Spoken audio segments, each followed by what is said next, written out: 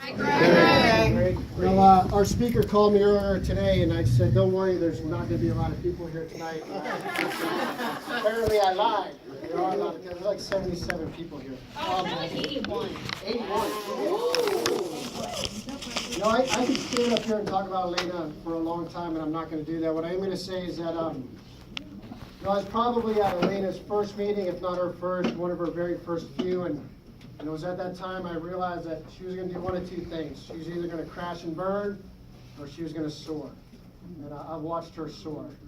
I've been blessed to invite her into my life, or actually she asked me to be a part of her life, and I've got to sponsor her and walk her through the steps. And you know, her ability to be brutally honest with herself is pretty fucking amazing. And I'm inspired every time I'm done speaking with her. And with nothing else, I'd like to introduce Alaina.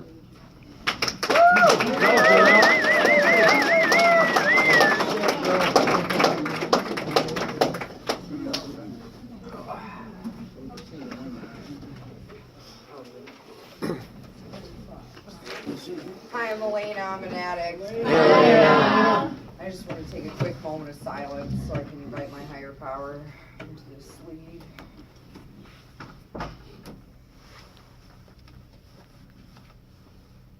Thank you. All right. I'm Alaina. I'm an addict. Still. Wow. Oh, yeah. But, okay. I mean, unless you want it. That's cool. Oh man, wow, holy fuck, I'm nervous. You know, I'll just like start off and, you know, be honest and say that. There's a lot of people here. Wow. I guess I'll start off by saying how grateful I am to be here. I've been clean, thank God, and through the program Narcotics Anonymous since February 24th, 2017. Thank you. You know, I started off here at this exact treatment center a year ago, a little over a year ago, and it's, I never thought that I would even make it, 30 days. I'm so blessed to have made it a little over a year. I guess I'll just start off by, giving you a little bit of background, how I got here. As a child, I always knew, like, something was wrong. I remember my mom buying me this Barbie doll that had like blonde hair and blue eyes, and I remember at the store I was looking at the brown-haired one with brown eyes, and like that's the one I wanted. And my mom came home with the Barbie, and she was like, "Look what I got you," and I was like, "What the fuck? Like I didn't want this one." And she was like, "It looks just like you," and I'm like, "That's why I didn't want it." I never wanted to be me. I never liked me. I remember being a little girl, like really admiring other girls in my class, and I remember like asking God, like, "God, can I have a new face? Like, God, can I have a different body?" Like I just remember never liking myself at all, like at such a young age. And this was before I picked up the dope, like, so I just knew something was wrong, and I didn't know what. I couldn't pinpoint it. And there's still days, I have a better idea today, So I started using when I was 15 years old. I remember, trying my first glass of wine at a sleepover, and it was like, holy fuck, like this is the greatest feeling ever. I just remember that escape like instantly. And, they say we don't become addicted in one day. I think I did. Honestly, I think I did. I started off, smoking. I don't want to get too much into, the war stories because we all know how to get high. Pretty much I couldn't stop using, despite consequences. I, got DUIs. I went to jail, and I remember being in here actually, and Miss V, if anyone is in treatment here. Yeah, right, that girl. Oh, thank you so much. So she was my counselor, and I'm like, I still, like, when I came to treatment, I still wasn't like 100%, like convinced, like all the way. And I was like, but I only got one DUI. And she was like, that wasn't enough for you, girl? Like, one wasn't enough? I was like, oh shit, like, she's about to fuck my life up, So I was like, damn, but I got to treatment. I don't know about anybody else's bottom. I just know about what mine is, I don't know what an addict looks like, but I know what one feels like. And I remember, and this happened a lot. I was at this hotel after like a 3-night run, and I wake up and I had no idea how the fuck I got there. No idea. And I woke up and there were men around, and that's happened before, but for some reason this day was different. It was Wednesday during the day. I'll never forget it.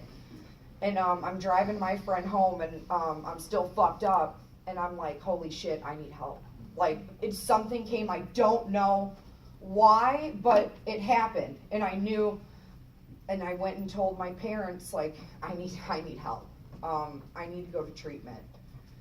So, you know, I call up the good old regional, and, you know, Pat answered the phone, and he was like, well, you know, it's pretty full, like, you gotta wait a couple weeks. Like, why don't you try to go to some meetings in between that? I was like, yeah, all right, bud, you know, sounds good. I sure will. I didn't go to one fucking meeting before rehab, let me tell you that. So, not a single one. So, but to back up a little bit, I did go to meetings around like 2010, 2011. I thought like I kind of had a problem, but I wasn't going to give up weed. You know, I was on the marijuana maintenance program, you know, so, and I'm like, I'm not like these people. Like, I had this idea that an addict was someone that, you know, lived under a bridge and, you know, like got their car repossessed. And like, that is how motivated I was to prove I wasn't like any of you. Like, I was so fucking driven to say that I was not an addict. But I do remember one thing. When I came to my first meeting, it was Chapter 8. I'm sad that meeting closed, but that was my first ever Narcotics Anonymous meeting. And I still don't know who, but someone bought me my first basic text. And they wanted to remain anonymous. I didn't stay clean after that. It took me actually about 6 years later to get clean. But I'll never forget that. That planted the seed. So when Pat told me to go to Narcotics Anonymous meetings, you know, I just wasn't done getting high. I'm like, I can, you know, hey, I can do this until treatment, then I'm done. You know, then I'm done. So it was just years of that, you know, like kind of thinking I needed help and, you know, not knowing what to do. And so I get here, and they take me to the hospital right away. My heart rate was like 40 beats per minute. The nurse Connie here was like, you're going to the hospital. I'm like, no, I'm not. Like, you guys just want my money. You know, like I was like, I'm not going to the fucking hospital. I go to the hospital. Okay, so then I come back and I'm sitting at the chair in the inpatient room, and I'm sitting there all fucking slunched over and miserable, and Miss V, my counselor, walks in, and this was like the first little moment of spirituality I ever felt in my life. She comes up to me and was like, hi, are you Alaina? And I'm like, yeah, what's up? And she's like, I'm really glad you took a chance to save your life today. And I was like, whoa. Like, you know, that hit me, you know, that really hit me. Someone I never met before cared about me. Yeah. And so, you know, I'm in this inpatient program, and that night, it was a Thursday, and I go to this meeting, and I'm sitting here and I see all these people right here, and everyone's smiling, and, you know, I'm like, I remember people smiling, you know, at Chapter 8, I remember that. And I was like, wow, I feel so comfortable. And this was my first, not even 24 hours of rehab. Like, and I was like, damn, like something just feels right about this. The first 3 days were like hell, but I ended up loving it. Like, I couldn't sleep, and I wanted to go home. Like, I kept crying, and I'm like, you know what? Like, this is the first time praying too. I'm like, God, if I can go to sleep tonight, I will stay. And I'm reading this book that this guy gave me. I can't even remember who he was. Like, you know, I was so out of it still. And it was just like this little spiritual guidance book. And I was just reading it, and I fell asleep. And I woke up, and I was like, all right, like, I'm done. Like, you know, I knew then that I was done. The peace that I felt after, I'm like, holy shit, I have 3 days clean. Like, that never happened in my entire life. Like, since 15 years old, you know, but plus years without drugs, just hating myself and not having peace just because I was dying spiritually without the dope. Like, that was like, wow. So I knew I wanted what you guys had. Like, I knew it. So, you know, I go to treatment and I finish it out and I do IOP here. And immediately, I don't know why, because I'm not the type of person that wants to do what anyone tells me.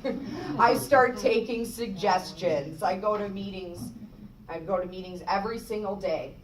And everyone's like, get a sponsor, you know, do 90 and 90. And I'm like trying to, you know, put all this together. And then, you know, so I get a sponsor. I get a sponsor, and it was cool. No, it was cool, you know, like, it was cool. She helped me out. It was like a couple weeks, you know, that she was my sponsor. She helped me out. I appreciated it. And I go to my first convention. At 30 days clean, like Miss V approved me to go to ISNAC. That's the Indiana State Narcotics Anonymous Convention. I was like, holy shit, I'm about to get, like, go see something that I never experienced before. Like, in my past, you know, I was always going to music festivals. I traveled around the country to go see the Grateful Dead. I was constantly somewhere across the country and, you know, just doing drugs and getting messed up, and I thought that was life, even though I could barely remember, you know, any of it. When I woke up, and I felt worse than I did when I got there, you know. It was a lonely life that I led. So I was really happy to go to a convention and see what was up. And, you know, they don't do like key tags at the convention, like this kind of meeting. You know, so my friends and I, we go to a meeting before, and I am like bawling my eyes out. We're in the middle of nowhere in Fort Wayne at this meeting, and I'm just crying. I'm crying from the depths of my soul, and I don't know what was happening. Like, something was happening to me, and it never happened before. It was this overwhelming feeling of warmth, and just like I felt like God for the first time in my life. And I'm crying, and out of nowhere, this girl in the hallway of the church comes in to the meeting, this little girl, and she looked at me and tugged on my shirt, and I look at her, and she was like, you don't have to cry anymore, it's gonna be okay. And I was like, wow, you know, like God, like I was a girl that never believed in a higher power. I refused to believe that I didn't have control over decisions in my life, you know. So that was like the biggest, like, I knew. I just knew I was in the right place. I wish I could give what I'm feeling right now, remembering that to all, you know. It was amazing. So that was like the first 30 days clean. So one of the suggestions you'll hear around here is don't get into a relationship. I didn't listen to you guys on that one, though. So I was with this guy, you know, for like a long time, and he ended up coming in the rooms. You know, he has some clean time. I don't see him anymore, but I don't know where he is. I actually really hope he's okay. So I get into a relationship with him, and I realize, like, and I got a new sponsor. I won't even go into that. I got a new sponsor, and she is one of my best friends. I'm really glad that she was my sponsor, but it ended up, you know, we just got too close, and I was just on a different path, you know, so, but that's later. Fuck, man. Okay, sorry. So I didn't listen to you guys, and I got into a relationship. And I tried to justify the whole relationship. I am working on my recovery. See, like, I'm working these steps. Like, I'm doing this. I'm still going to meetings. You know, I'm doing all this. But I was lying to myself, okay? Because, you know, I won't even know, though. You know, hindsight is 20/20. Like, I will not realize, because I will justify anything to make me feel good at all fucking times, and I don't need dope to do it. You know, like, I just fucking don't need dope. Like, my whole life before drugs even was men. Like, I was obsessed with food. That is what men and food, that is what I would use to fill that void that was just unfillable. Like, it was impossible. It was a God-sized hole. Like, nothing could fill it. So all I'm doing, you know, is sleeping with different men. You know, I'll be honest, and it just never worked. But, so I was still lying to myself in recovery, you know, like, I'm still doing that. And months, you know, a few months go by. So yeah, I got with him like 30 days clean, and I'm about three and a half months clean. and you know, something just ain't right, you know, like we're together, but it's not that great, you know, he's not doing it for me, he's not making me happy, you know, like, yeah, son of a fucking bitch, exactly. So I'm like, damn, like, you know, I just knew that it wasn't right in the end, but I remember I'm sitting with my girl in my driveway, my former sponsor, and I was like, what the fuck do I do? And she's like, pray about it. So I go on the back deck outside of my house, and, you know, I let my dog out, and I literally just start crying to God, and I'm like, God, take this relationship from me. I don't know what to do. Like, do what you will with it. Take it. Next day, motherfucker calls me, breaks up with me, tells me he doesn't love me anymore. There you go. I was like, damn, God, you quick. Like, I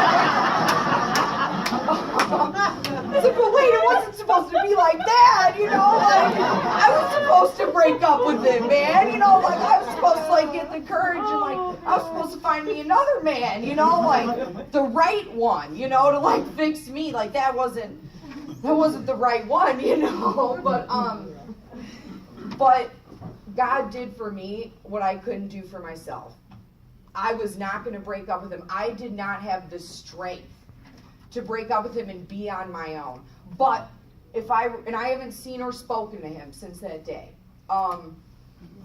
If I were to see him, I would thank him because he gave me the opportunity to finally work on me for the first time in my life. And that's what I did. And that's what I actually did. I haven't been with anybody. I've taken the suggestions. And it's been a beautiful thing. I'm not saying shit don't get lonely, you know, hey. But normally when I'm lonely, I gotta ask, why am I lonely? You know, what isn't good with me? Why can't I sit here with me? You know, like it's, you know, and I would make excuses like, oh, like I'm horny, I just want to have sex, you know, or like, oh, like I love compassion, you know, humans are meant to be. No, bitch, like it's because you don't want to sit with you. Like that's me, you know? So I'm like, damn, you know, like I'm doing all this work, and it leads me to my new sponsor, Greg, who came and introduced me in July. Like we started working together, and I can't have a better sponsor. It's impossible. Like I have the best sponsor in the world. You know, I don't know about the whole women with women, men with men thing. You know, I think like that's cool and all, but you know, if you look in the sponsorship IP, it says that all they ask is that there's not a sexual attraction. Nothing in here says that men can't help women and women can't help men in recovery. And I know I'm new, but I know how to fucking read, and that's what it says. So, you know, I'll stick with what the literature says and not someone that's got an opinion, because there's always a hater on the front line, you know. And that's all right. That's all right today. I know how to deal with that shit. So anyways, so it leads me to my sponsor. We start doing all this work, you know, and I'm like, wow, like I'm really starting to like understand like what this connection is with this higher power, you know, steps 1, 2, 3, bam, you know, like it's like I'm living it, you know, like I'm truly surrendering on a daily basis, and I can feel God in my life. I can feel God because of the changes in my reactions to things. I can feel God because of my thoughts, you know, like different thoughts are coming. I think before I speak. I start to care about what others, you know, I've always cared what they think, but, you know, like not just do something, not give a fuck how it's going to affect somebody, you know, and that's what I started to do, and it was amazing. And we go through my, you know, my 4th step, and that's what we start to do, and I realized, you know, where a lot of the pain began for me was that I didn't get the love that I always wanted, you know, when I was a child, you know, from my mother. I love her to death. We have a great relationship now, and she was sick. You know, things happened when I was younger that she takes back today. You know, it still didn't change how horrible it felt in the moment. But I never really, nothing was ever good enough, you know, so I went to men to feel good enough. I went to food to feel good enough, but more so men. Food came after men most of the time, honestly. But so I'm going through my fourth step, and I'm, looking at my resentments, and, I'm real hung up. I'm not about to do like a fifth step or anything, but the man that raped me was on my fourth step. I was raped 4 years ago in April. Yeah, so that really fucked me up, I made excuses and said it was my fault, and if I were to see that motherfucker, I would tell Greg, if I were to see that motherfucker, I would kill him, I would beat the fuck out of him, fuck him, so I'm at my friend's benefit for cancer, and she got diagnosed. She's currently cleared from breast cancer now, but back in September, I'm outside of the benefit, a cancer benefit, smoking a fucking cigarette, but I'm an addict, so there you go. So I'm outside smoking a cigarette, and I get this tap on my shoulder, and I hear, "Hi, Alaina," in a familiar voice, and I turn around, and it's him. It's the man that raped me. And I hugged him. I was able to hug someone that hurt me really badly, that I always thought that I would physically hurt. And he was like, "How are you?" And I'm like, "I'm good, how are you?" And everything in my body wanted to run, but I didn't, and that's how I know God is in my life. Because that was my higher power, that wasn't me. Because see, this program's about unconditional love. This program is about forgiveness without stipulations. If I start to say one person deserves forgiveness over the other, who the fuck am I? For whatever action they did or didn't do. So I hugged him. And because of recovery, and because of my higher power, I forgave the fucking man who raped me. That's how powerful this fucking program is. This is where it is. And I call my sponsor, and I'm like, "Damn, this happened." And he was like, "I'm so proud of you." And I was like, "What? I feel so weak, I feel so weak. I just hugged him." And he was like, "You could have saved his life. That could have been something that saved his life. You hugging him. Because what if he felt so bad about what he did?" I was like, "Yeah, I guess that's a good fucking way to look at it." And that was really life-changing. Recovery is amazing, and I have gained so much out of this program. So things after that, nothing for me, I was scared of the fourth step, but nothing was more rewarding than telling my sponsor something that I've never told a single soul. Not a single fucking soul. And to have that trust in someone that doesn't judge me is, you can't compare. I can't compare.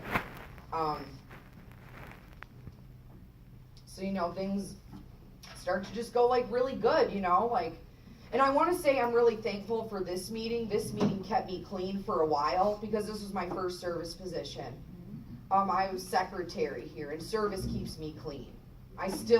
I'm grateful that I got to give the secretary position to somebody that really needed it too. And I have another service position. I have 2 other service positions. So I get real involved, I go, I'm going to campouts, going to concerts, clean, with clean people, concerts that have meetings at set break. It's absolutely amazing, to be in a room full of people enjoying music and we're all clean. It's just phenomenal. It's a beautiful experience. And I'm doing all these awesome things and stuff, and then, I don't know, I'm not gonna lie and say recovery was all, a bed of roses for me. It's been fucking phenomenal. Please don't get me wrong. But there have been some bumpy parts in it, I'm not gonna tell you that recovery has absolutely been perfect, because life isn't perfect, with or without the dope, shit's gonna fucking happen, I just know how to deal with it better now, So, I'm just the loneliness hits in from not having a man, I'm working on myself though, but I'm damn, like, I'm starting to get some resentment for these steps because this, I'm still feeling this fucking loneliness, like without a man. I'm like, what is up with this shit? So for some reason, for a period of like 2 months, every fucking day I felt like I wanted to die. I wanted to kill myself. I thought, I just want to kill myself. I want to use. I want to die. And I didn't know why, and I didn't tell anybody. I didn't tell anyone because I was ashamed. I'm like, I'm in recovery. I'm doing what I'm supposed to be doing. I'm taking the suggestions. I'm single. I'm doing all this. Why is this happening to me? Why? But now I know that nothing happens in my world by God's mistake. Like, God does not make mistakes. Not in my fucking recovery. Not around here. It just doesn't happen. And for me, that's my higher power is God.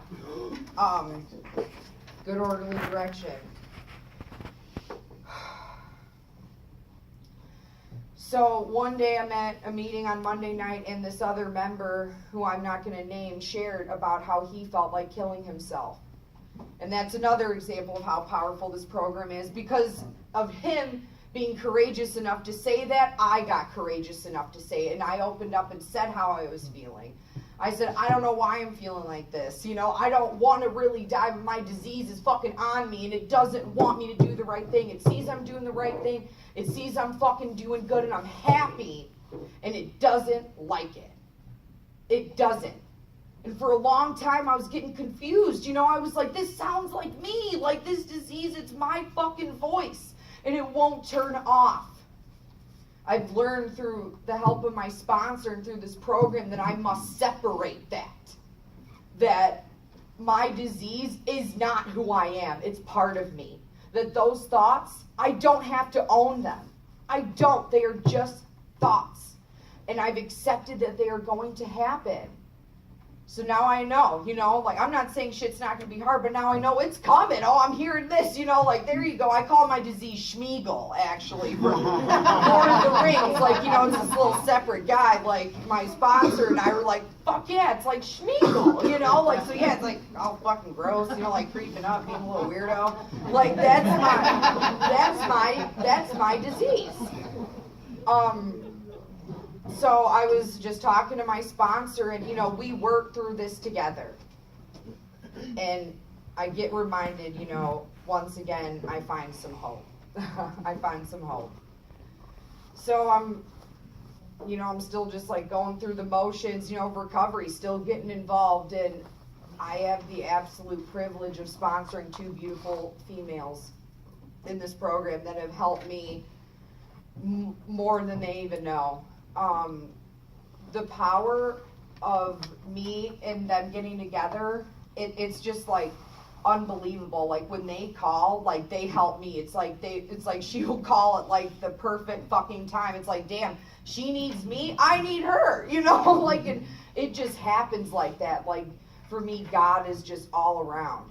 I've been working at this treatment facility for a while now, because by the grace of God, I am going to graduate in May with my master's degree and in counseling, a master's in counseling. And I don't know how the fuck I did that, because I used to go to school fucked up, and that's only by God. I don't take credit for things like that. Like, oh, I'm so smart, like, I just, like, pass through this shit. I'm so slick, like, look at me.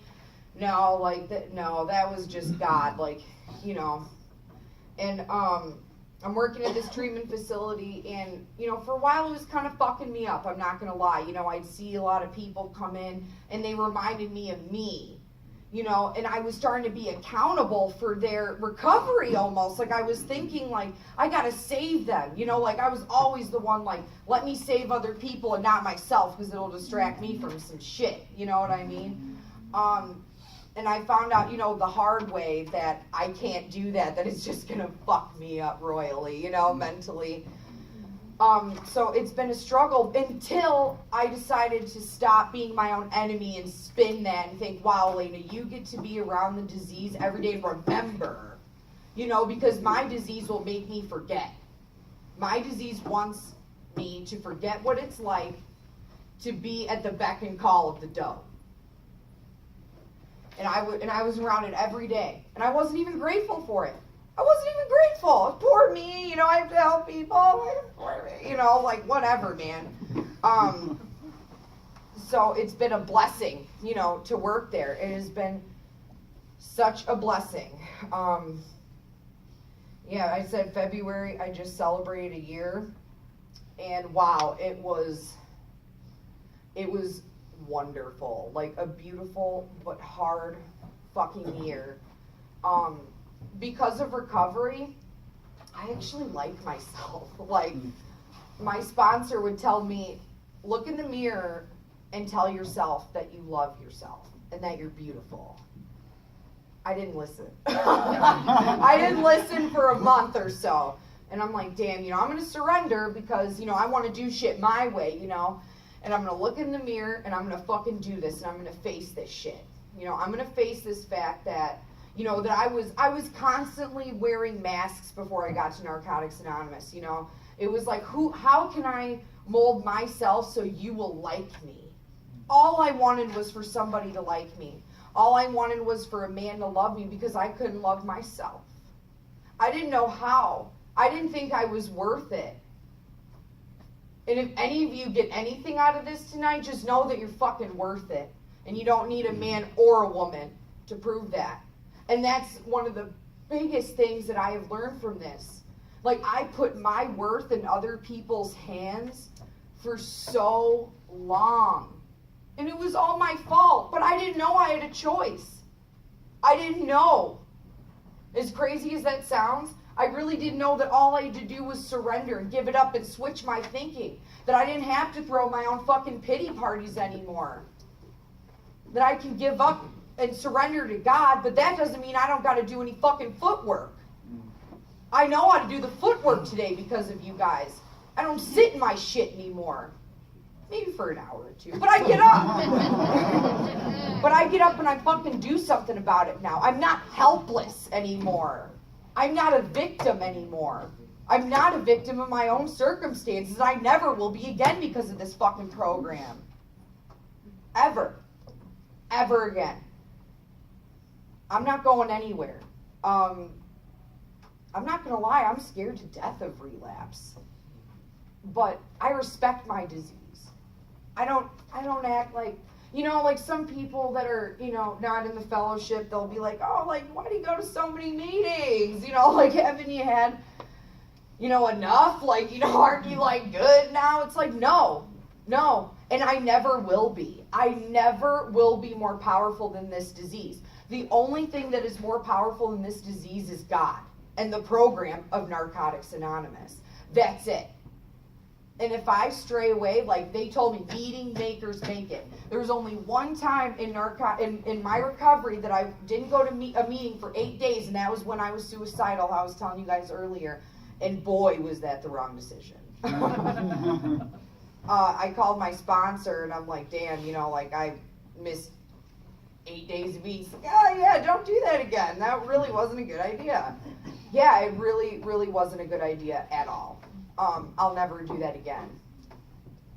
Narcotics Anonymous has made me fall in love with life when once I was having just a love affair with the dope, That was, I thought when I got high for the first time that was the greatest love I ever knew. Like, it was something that could help me in time of need, like when I needed it the most. I would have sold my soul for drugs. I would have sold my soul.